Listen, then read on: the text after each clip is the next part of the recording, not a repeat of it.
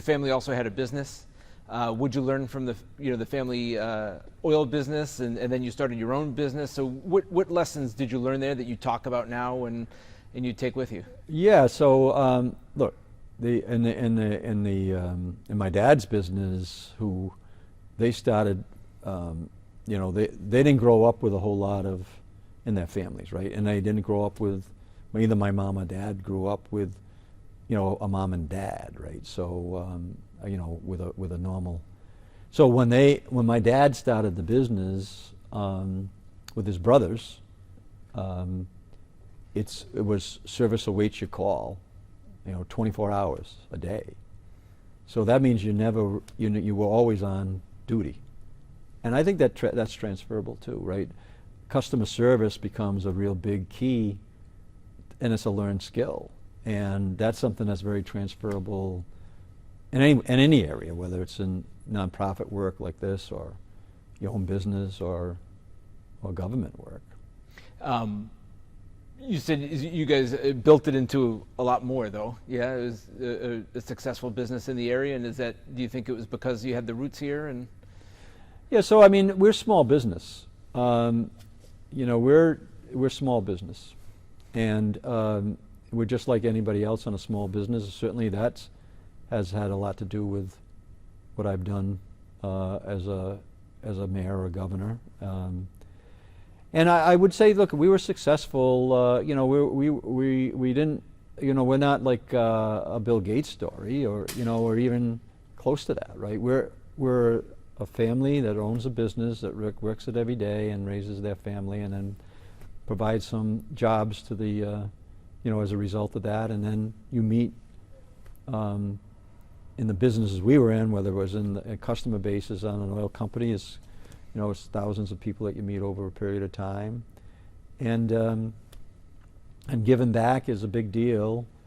And the same thing with the health club that we ran. Thousands of people. I can't go anywhere without seeing somebody who knew my dad. Yesterday, I'm having lunch yesterday after doing a business tour, and I thought it was a pretty remarkable story, to tell you the truth. My dad died in 1986, and this person that's in the 70s came up to me at a lunch that I was having in Providence, and he just said, I lived on Clark Road, which is in Cumberland. I said, oh, that's great. And he said, and I was having trouble. His story was that he was an alcoholic, and he was having trouble paying his bills, blah, blah, blah, blah. And he teared up, and he said, but your dad, but you, and it wasn't me, because I wasn't really, I may have done. All of a sudden, I'm not even an oil customer, and your company delivered us 100 gallons of oil to keep the heat on, right? So that was my dad. So that giving back, and you talk about the roots in a community.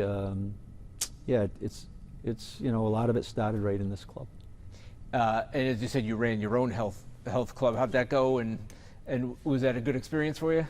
Well, it was. I mean, we were in Woonsocket. Clearly we know that Woonsocket is a challenged community right now economically, and that's one of the reasons why I'm all in on the Blackstone Valley, including Pawtucket right now.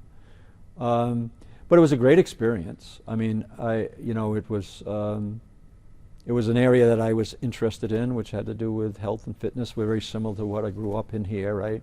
And we were providing a service, and at the time it was a racquetball really craze that we opened the club as a racquetball club, and ran racquetball tournaments, 200-300 people in the tournaments, and so it was a little playground for me, but it also was a business, and you had to pay your bills, and you had to pay your electric bill, right? You had to pay your mortgage, and so at a young age, opening up a business like that was certainly, it was a learning experience, and also with on the small business issue. We rode the roller coaster of the banking crisis. It was dead center in the city of Providence. Our business lost 50% or more of its business in about 9 months when the banking crisis hit and my credit union was closed down. And we scrambled we were dead center in the middle of the table with a half-decent business, a good business we raise our family on, and all of a sudden you're at the edge. So when pandemic hit, I knew it was going to happen in the small businesses. A lot of them were going to be in the middle of the table when it started, and they'll be like hanging on by their fingernails by the time it was done.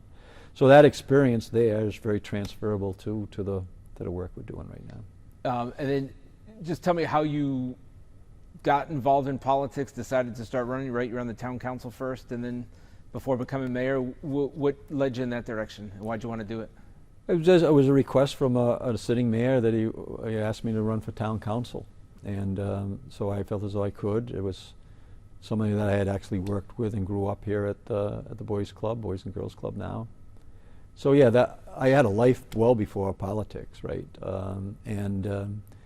You know, wasn't elected a mayor till I was 50.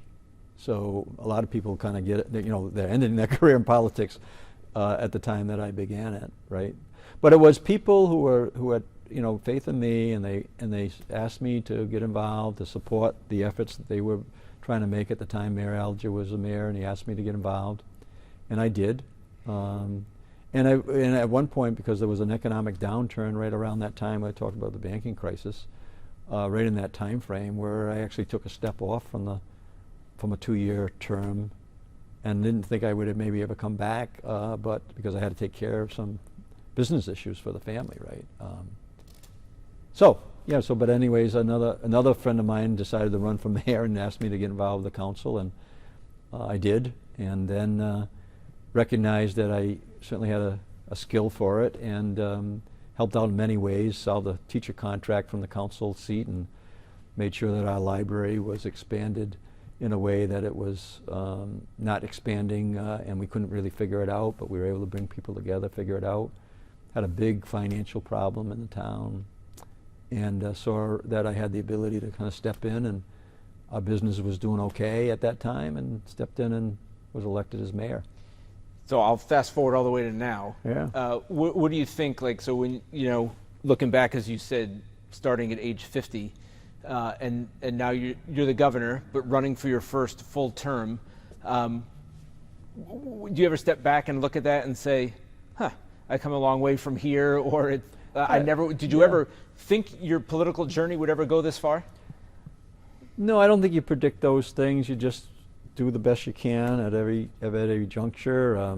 You know, it's not any particular point in my, you know, it should be more important than the other. Just being here at the club as a member, interacting with you know, young people as a member, or interacting with them as a board member or a president, it's the same objective, right? You do your best every day and ask other people to do their best, and the ultimate is that this club is thriving today, well after I was involved, to try to help the club, right? It's the club that's important, right? It's the entity is important. It's the same thing on public service. I was a mayor here for 12 years, did the best I could, did a lot of good things, but now it's in other people's hands. And so you did the best while you were there. The same thing as you're a governor. You're going to do the best you can every day, and then whenever that time is up, you've got to look back and know that you really contributed and made progress, but life goes on, right? And the work continues, just like is happening here at the club today. And I'm very engaged emotionally in the club, but day to day, you got other people that are leading the club right now, like my dad did and his friends, and then my friends and myself did, and then now you have a whole new cohort of people that are here that are doing the work that is important to the families that live in your community. When it comes to being governor and in this campaign, right, obviously, and you referenced it out front, people give you some flack over certain development deals, and you know, and then there's the ILO situation. Does it bother you when that stuff comes up and it comes in a critical tone or questions and stuff like that? Well, again, I know what I do every day, and decisions I make no different than the decisions that my dad made here with his friends, or I did here for the club. It's always in the best interest of the people that we're trying to improve their lives. So from a perspective of like that, it really doesn't bother me at all. You know, the work is what's important. You know, but when you have people who are trying to make people believe things about you that are not true, and it continues to be, you know, embraced by some that's disturbing personally to the family, but professionally, it doesn't change the way that you make decisions or the way that you try to make good things happen every day as a mayor or a business person or a president of the club, or now as a you know, former lieutenant governor, as a governor. Yeah, you get up every day, you do the best you can, and know that your decisions are made in the best interest of the people that you're trying to help. So you mentioned family. I didn't ask you about your mom yet. So I know Yeah. you say in the commercials that you live with your mom, but I take it did you take in your mom, and just kind of what's that Yeah, what's so that Sue been and like for you guys? Sue and I built a home in Cumberland. Remember, Sue and I have known each other from high school, have been with each other since then, and my mom had raised 5 kids. My dad died in 1986, which was a big blow to our family and to my mom. So it was at that moment we were going to build a new home, and so we let my mom know that we would put a section on, and she helped pay for that section, but by selling her home, and that she raised the 5 kids in, and it's been good for my mom, but it's been good for our family. Our kids grew up with their grandmother very close. My brothers and sisters' kids grew up with a grandmother that was very engaged. So my mom has been, this is not unusual for my mom to be front and center in an effort to help out her family. So it's been 35 years or so? Did she's lived with you, or? 17 years. Oh, 17 It was 17 years Yeah. in October just last week. Okay. Yeah. And I know, like, when I've been on some of the events with you, and like Speaker Shikarchi always talks about your mom and how she's like the most popular part of everything. Like, what does she think about that? What does your mom think about the commercials and kind of where things are at now? And my mom lives for her kids and her grandkids. Whether it's, you know, embracing my daughter right now that has experienced a national experience on The Voice, or whether it's you know, my sisters or their kids, it's all the same. So it's not any big deal either way. Every way that my mom can help her family, she does, and she does it in a way where she doesn't like, oh, Dan's the governor, he's more important than, you know, my nephew that coaches some basketball in Fall River right now. It's all baked into my mom and dad's belief, and my dad's belief in young people. He used to say, you know, you show a young person you care, and that's going to be a reason for their success. And my mom and dad did the same thing with their family. So showing that you care, and it's not unusual that my mom has been involved in campaigns that I've been involved in, but it's not unusual that she's supporting, you know, one of her grandkids in a similar way. Have you lived in Cumberland all your life? You ever live anywhere else? No, I've been in Cumberland my whole life, except for the time I spent in college up in Worcester. Yeah, you didn't commute to Worcester? And I didn't. I have friends that stayed there. Still play a little golf with them, but that I graduated with. But no, I lived in Cumberland and really didn't really see a world outside of Cumberland until I went to the Kennedy School and met people from 55 different countries and 35 different states, and kind of expanded the experience. This gym is where I spent a lot of time. This club is where I spent a lot of time. Is this as much your education as anything else? I learned as much between the lines of the court, whether I was playing or whether I was coaching, as I did at the Kennedy School. And that's one of the reasons when I announced for Lieutenant Governor in 2014 in a gym, at the Nunnaconnecut gym in Providence, right, where I coached hundreds of games there with AAU and Mike Stevens and the program there. So, yeah, you learn an awful lot,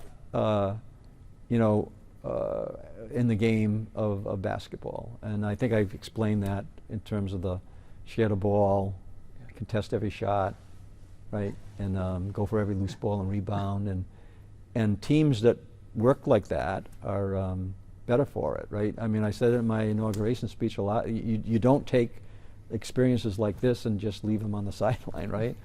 And I did say that, good teams, they have people trying to do their best and work every day to do their best. But the best teams, the very best teams, are the ones that teammates help other teammates do their best. So that's the transferable experience from boys clubs when my dad started, Boys and Girls Club now after I was president of this club.